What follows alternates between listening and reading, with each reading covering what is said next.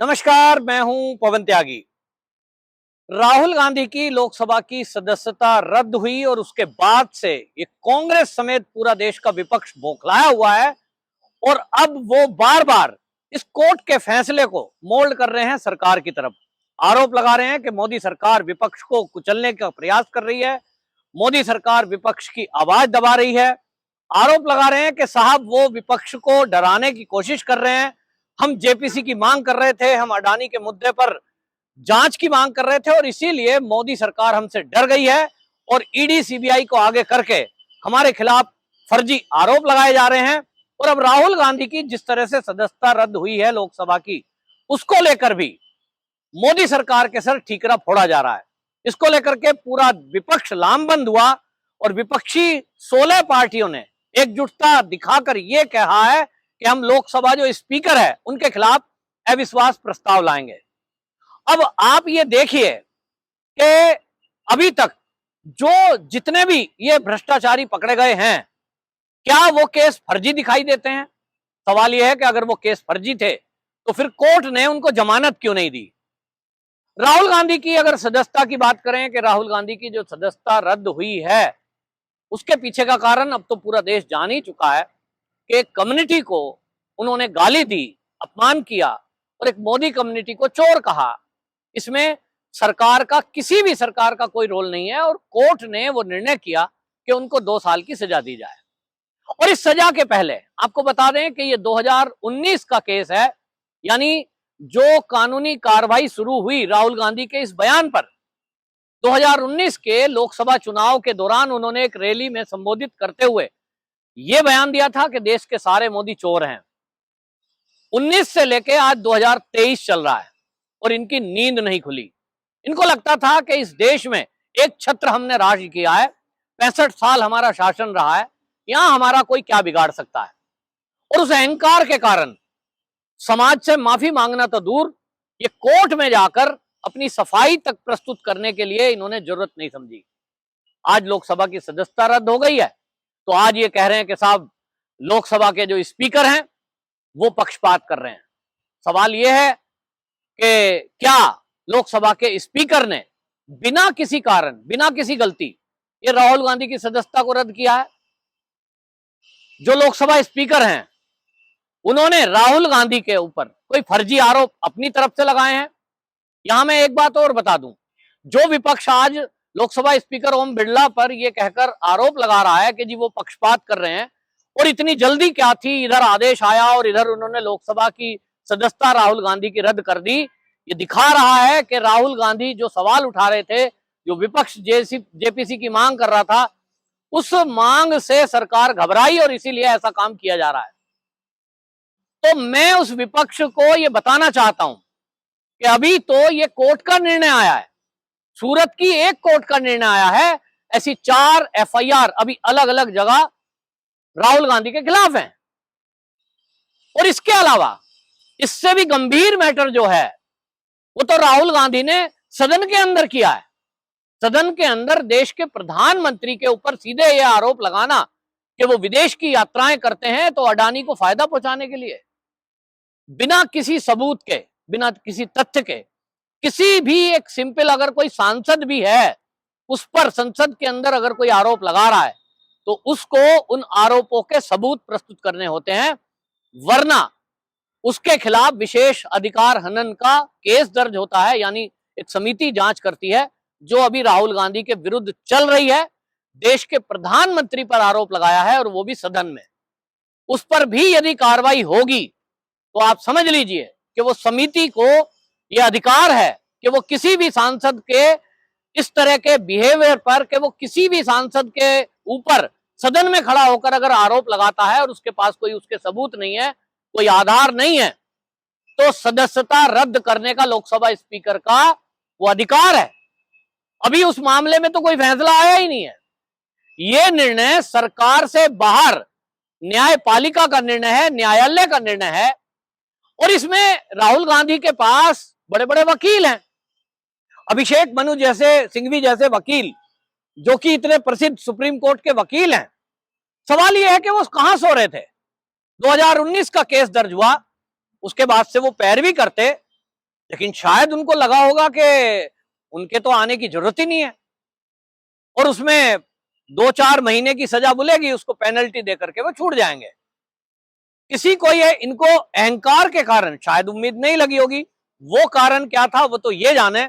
लेकिन फिलहाल जो अविश्वास प्रस्ताव की बात ये विपक्ष कर रहा है, उससे एक बात साफ दिखाई दे रही है कि आज भी ये राहुल गांधी कांग्रेसी पूरे विपक्ष को लीड करने की कोशिश कर रहा है और पूरा विपक्ष उन्हीं के नेतृत्व में मोदी का मुकाबला करने का विचार कर रहा है। उनको लगता है कि कांग्रेस ही वो पार्टी है जिसके झंडे तले सारा विपक्ष एकजुट हो सकता है। हालांकि ये बेशक राहुल गांधी की लोकसभा की सदस्यता के नाम पर एकजुटता दिखाने की कोशिश कर रहे हो, लेकिन जिस तरह से ममता बनर्जी ने ये क्लियर कर दिया कि वो इनके साथ नहीं आएगी, जिस तरह से अरविंद केजरीवाल ने बात सिद्ध कर दिया कि वो कांग्रेस के झंडे तले नहीं आएंगे, पहले ही क्लियर हो गया कि ये अलग अलग दल कभी एक नहीं होने वाले हैं।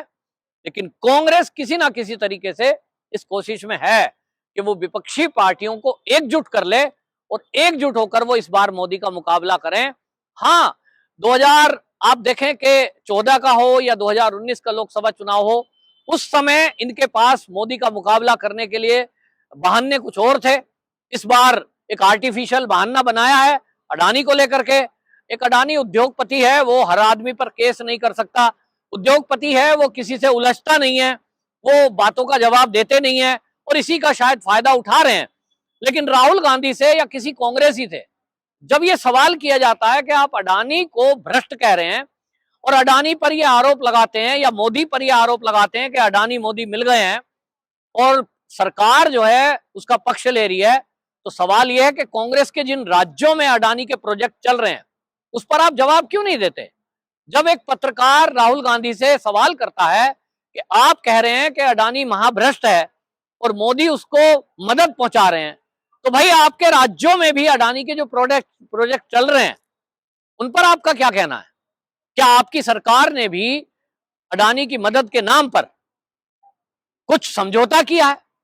आप जैसा मोदी पर आरोप लगा रहे हैं, क्या आपके जो मुख्यमंत्री हैं उन्होंने भी कुछ पैसे लिए हैं? आप कहते हो 20,000 करोड़ की बात है, तो क्या आपके मुख्यमंत्रियों ने भी कुछ पैसे लिए हैं? इसका जवाब तो देना पड़ेगा। वो उसका जवाब नहीं देते। एक अहंकार है, 65 साल सत्ता में रहे हैं, उनको लगता है कि हमसे कोई सवाल पूछने का अधिकार किसी को नहीं है, भले ही चाहे कितने बड़े टीवी चैनल का कोई पत्रकार क्यों ना हो। उनको लगता है कि इस मुद्दे पर देश को भ्रमित करने के लिए वो शायद इस तरह के कदम उठाएंगे तो लोगों को वो भ्रम पैदा कर पाएंगे कि भाई हमारी कोई गलती नहीं थी, हम पे फर्जी केस हुआ।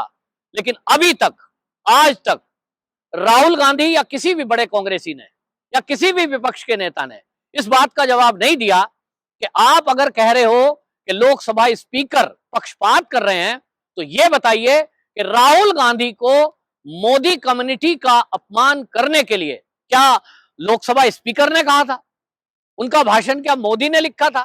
और फिर माफी मांगने के लिए कौन रोक रहा है? एरोगेंट देखिए इनका, सजा भूल गई है। ये कहीं मोदी पर आरोप लगा रहे हैं, कहीं लोकसभा स्पीकर पर आरोप लगा रहे हैं, लेकिन अभी तक राहुल गांधी को जो सबसे पहले करना चाहिए था वो काम नहीं किया कि वो माफी मांगे, क्योंकि माफी मांगने में शायद उनका अहंकार टूटता है।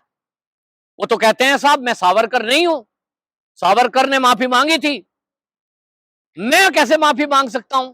ये बात अलग है कि वीर सावरकर के बारे में शायद जानते नहीं है और वीर सावरकर को यह कहकर अपमानित करने की कोशिश करते हैं कि वीर सावरकर ने अंग्रेजों से माफी मांगी थी। उनके परिवार के लोग, अभी उनके जो पोते हैं वो सामने आए हैं और उन्होंने राहुल गांधी को चैलेंज किया है कि वो मुझे वो दस्तावेज दिखाएं, वो सबूत दिखाएं जहां ये लिखा हो कि सावरकर ने कभी अंग्रेजों से माफी मांगी थी। तो फिर 2 काला पानी की सजा उन्हें किस बात की हुई?